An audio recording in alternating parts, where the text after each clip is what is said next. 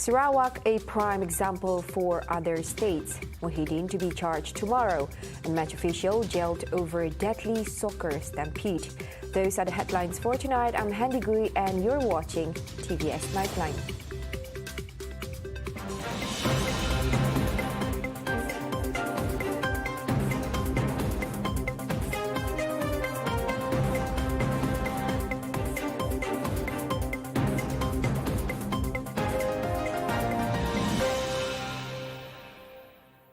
An Indonesian court sentenced a soccer match official Abdul Haris to 1.5 years in prison on March 9th after finding him guilty of negligence over one of the world's deadliest stadium stampedes.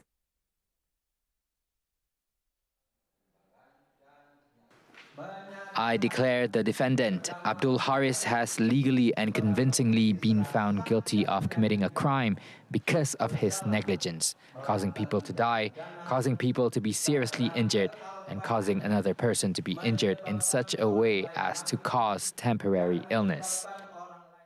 The October 2022 match in Malang, East Java between Arema FC and Persebaya Surabaya ended in chaos with 135 spectators killed. Many crushed as they fled for exits after police fired tear gas into the crowd.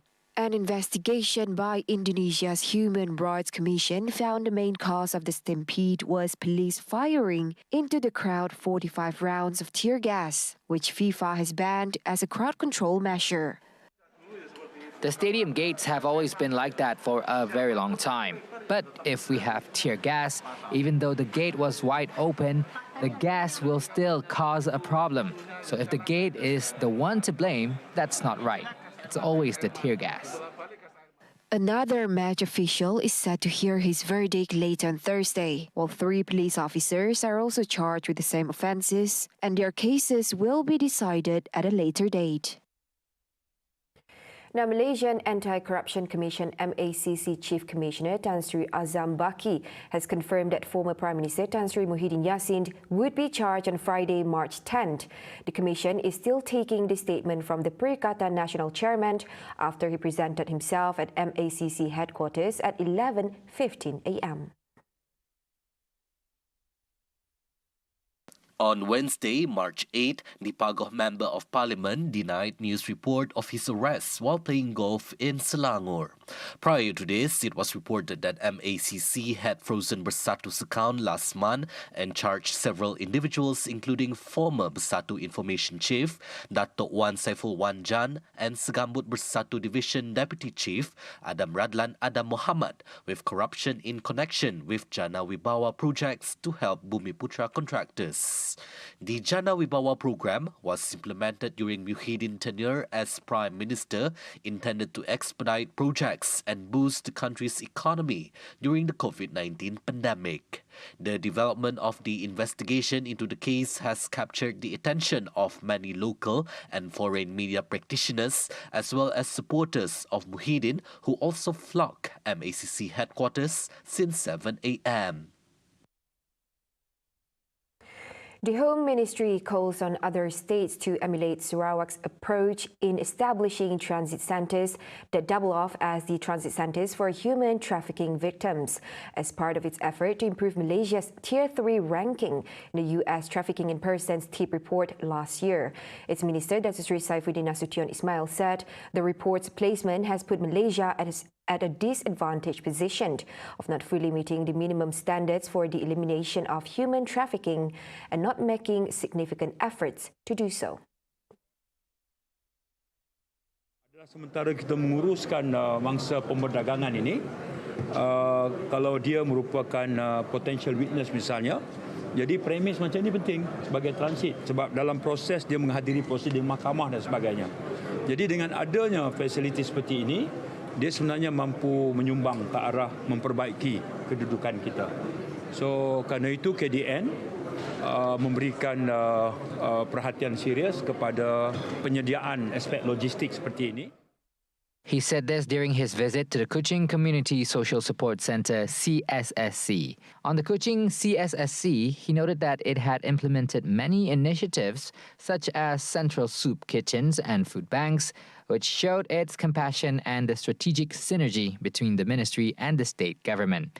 Stressing on the importance of having such premises, he said his ministry hoped to have its own permanent premises in the future.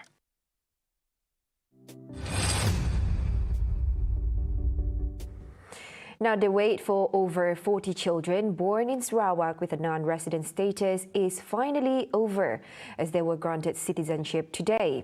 The 40 successful applicants were presented the citizenship approval letters by Home Minister Dato' Sri SAIFUDDIN Nasution Ismail in a ceremony held today. The successful applicants came under Section 15A of the Federal Constitution, which states that individuals aged under 21 who meet the criteria can be registered as citizens. He added the process to approve or reject the citizenship application in Sarawak was expedited thanks to the help of the state's Ministry of Women, Childhood and Community Wellbeing, helmed by its Minister, Dato' Sri Fatimah Abdullah. Semuanya bermula dalam konteks ini apabila Dato' Sri Hajah Fatimah mengunjungi saya pada 17 Januari di Putrajaya. Membawa hasrat alangkah baiknya di antara Kementerian Dalam Negeri dan Kerajaan Sarawak dapat kita wujudkan sebuah jawatan kuasa bersama. He said to date, Sarawak has a total of 946 citizenship applications, adding that currently the Joint Working Committee has processed a total of 293 citizenship applications from Sarawak. Permohonan itu akan datang lagi, tapi setakat jawatan kuasa bersama kita tubuhkan sekitar 946 itu, kami akan beri keputusan sebelum bulan Jun tahun ini juga. At the national level, Nasution said his ministry had over 152,000 citizenship applications, with a promise to deliver the outcome for 10,000 citizenship applications received by this year. Also present at the same event was Deputy Minister of KPWK, Dato' Rosie Yunus. Meanwhile, parents of the newly minted citizens breathe a sigh of relief over the successful citizenship applications of their children. Many of whom met by TVS said it has been a long and arduous journey. Gembira lah, bersyukur, alhamdulillah setelah penantian dalam 7 ke 8 tahun sekarang ni, alhamdulillah dapat juga lah lulus untuk dapatkan kewarganegaraan Malaysia. Sebelum ni kalau apply ke mana-mana pun macam susahlah sikit nak.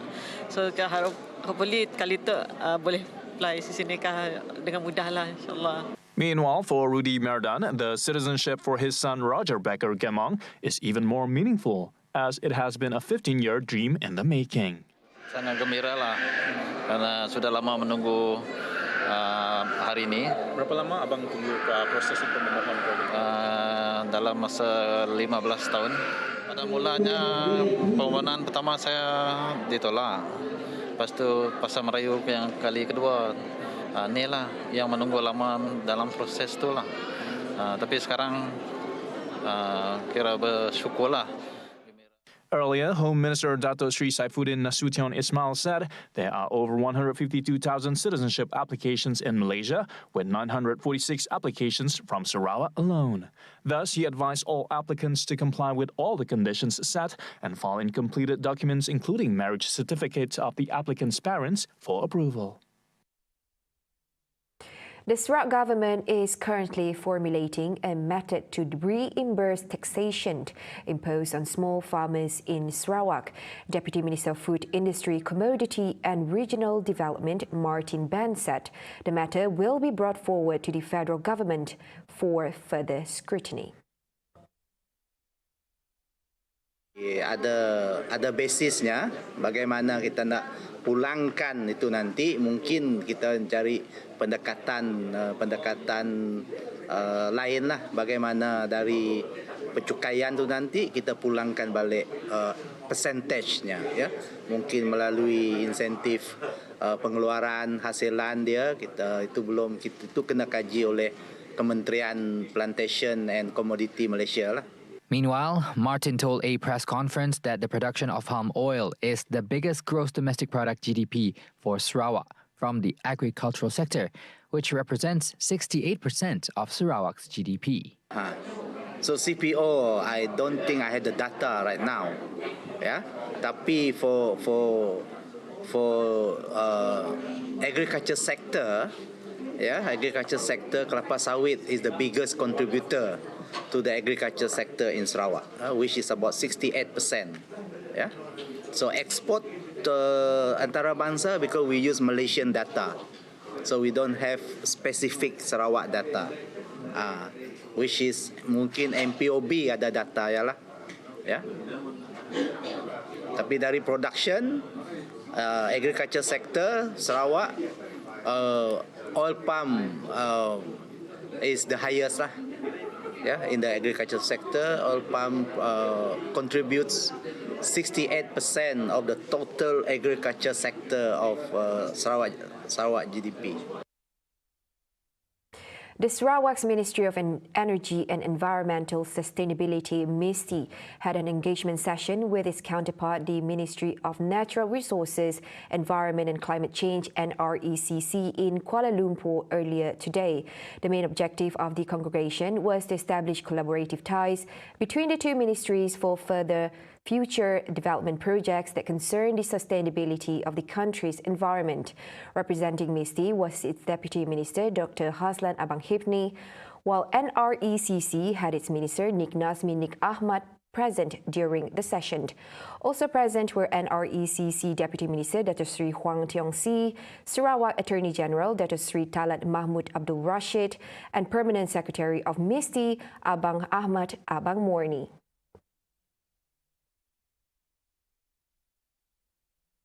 A 28-year-old man was killed after his car collided head-on with a trailer truck at Awik Bridge in Saratog at around 10:22 p.m. on Wednesday. The victim, identified as Kamaruddin Halik, was pronounced dead at the scene due to fatal injuries, while the lorry driver was unharmed.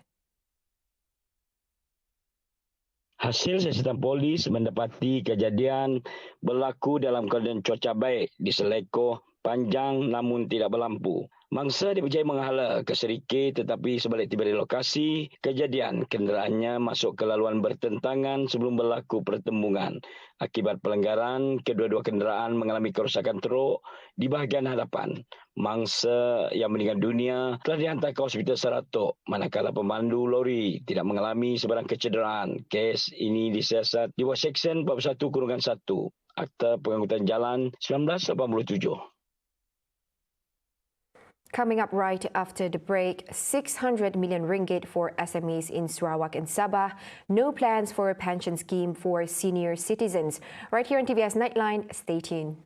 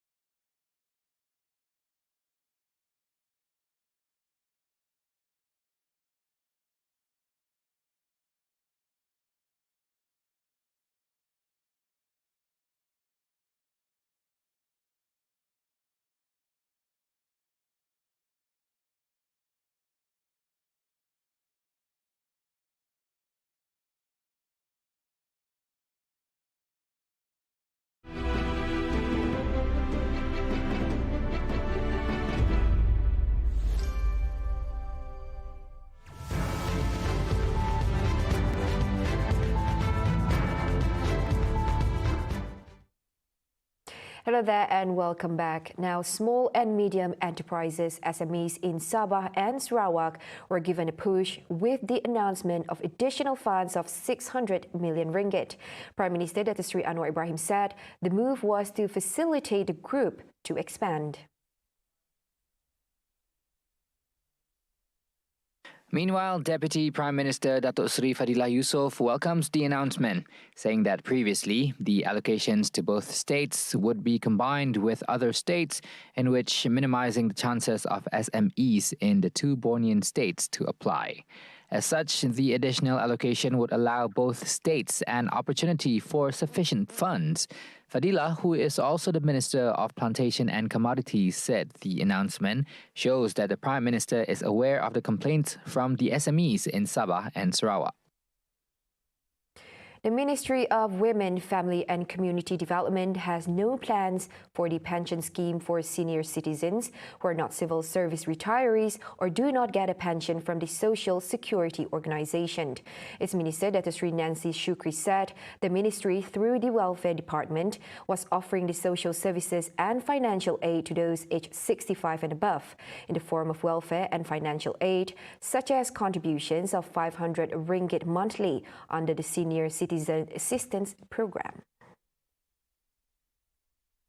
Dimaklumkan bahawa buat masa ini KPWKM belum ada perancangan untuk mencadangkan skim pencen untuk warga emas untuk rakyat berumur 65 tahun ke atas yang tidak menerima pencen kerajaan ataupun pencen per keso. Pada masa ini KPWKM melalui Jabatan Kebajikan Masyarakat ataupun JKM menawarkan perkhidmatan sosial berbentuk bantuan kebajikan dan keuangan seperti bantuan warga emas BWE yang berjumlah RM500 sebulan, penubuhan pusat aktiviti warga emas ataupun PAWE, perkhidmatan penjagaan warga emas di institusi seperti Rumah Sri Kenangan dan Rumah Ehsan, serta program-program yang menggalakkan penuaan produktif melalui penyediaan ruang dan peluang kepada warga emas untuk melibatkan diri dalam sektor ekonomi walaupun dalam skala kecil-kecilan. Nancy was responding to a question by Selayang Member of Parliament William Leong Jikin during the question and answer session at the Dewan Rakyat on Thursday.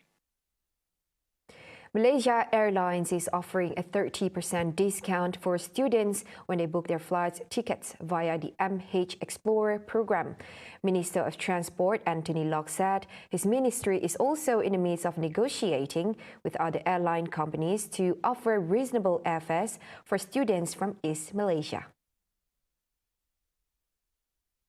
Pada ketika ini, Malaysia Airlines Berhad ada menawarkan program khas untuk pelajar, iaitu MH Explorer, di mana para pelajar yang berdaftar dengan program tersebut layak menikmati diskaun sehingga 30% daripada harga tiket penerbangan. Di samping manfaat lain seperti allowance bagasi tambahan sebanyak 10 kg dan tawaran khas untuk ahli keluarga serta rakan-rakan pelajar. Itu yang sedang dilaksanakan oleh MH Explorer. Anthony was responding to a question by the Parliament member of Sandakan, Vivian Wong Shi, who prompted a question regarding the ministry's initiative to offer relevant prices for students from Sabah and Sarawak.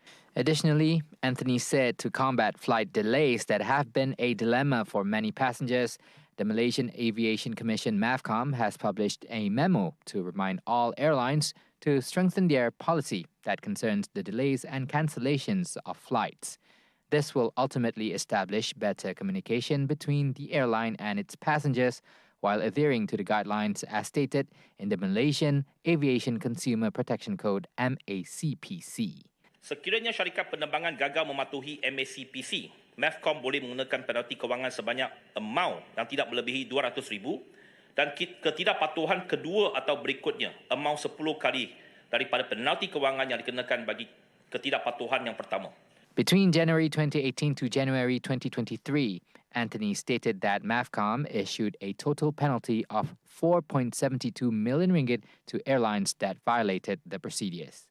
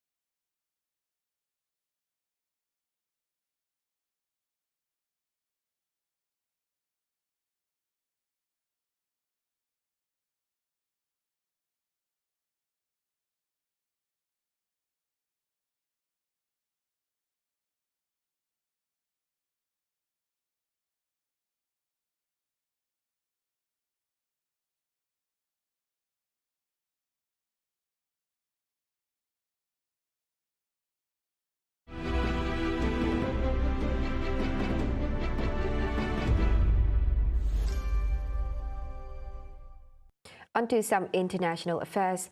Fiji's former Prime Minister Frank Bainimarama, who led the Pacific island nation for 16 years until narrowly losing an election in December, has been charged with abuse of office. Frank, who could not be immediately reached for comment, was seen walking into the Fiji Police Force's Criminal Investigations Department headquarters in the capital Suva on Thursday, March 9th.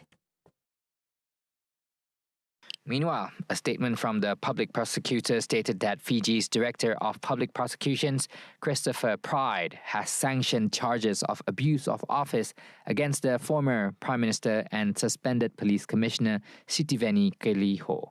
The charges relate to a complaint by the University of South Pacific in 2019 that the pair had terminated an active police investigation into the activities of former staff members of the university. Bainimarama, 68, had led Fiji since taking power in a bloodless coup in 2006. He was replaced as Prime Minister following a closely contested general election last December. In February, Parliament suspended Bainimarama until 2026 after a speech in which he criticized his successor Sitiveni Rabuka and President Williame Kato Nivere. Taiwan's government said it would allow the resumption of more direct flights to China that had been stopped due to the COVID-19 pandemic in a show of political goodwill to Beijing, despite festering military tensions. Today, we announced the resumption of air travel between the two sides of the Taiwan Strait, between more cities, together with Ministry of Transportation and the Ministry of Health. This morning, at the Executive Yuan session, Minister Chiu Tai-san has raised the rough direction of our planning in his report, to which the Premier Chen Qianzhen has agreed.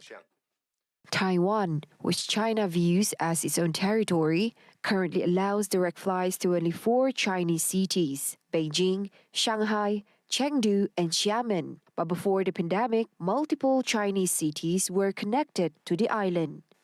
China has been pressing Taiwan to resume the flights, urging against using the pandemic as an excuse for further delay. Chan said 10 more cities would be allowed to have regular flights, including the economic powerhouses of Shenzhen, Guangzhou, and Nanjing, while charter flights would be allowed to another 13. Adding to that, he said the 10 cities had been chosen based on the large concentration of Taiwanese business people there. For the airport cities that I just mentioned, we have considered all possible factors, of course, including the 26 cities suggested by China, which we also have taken into consideration. This move demonstrates our most sincere goodwill. In the future, we hope for a resumption of normal exchanges between Taiwan and China. This requires the two sides to make an effort together. We also hope to build on the foundation of these resumed flights to gradually increase the exchange of goodwill gestures and cooperative interactions by both sides. See the world closer with TVS as we bring you the latest news updates both locally and internationally.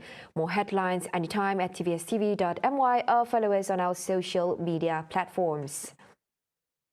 And that's all the news we have for TVS Nightline. I'm Hendy Gui. Thank you for watching.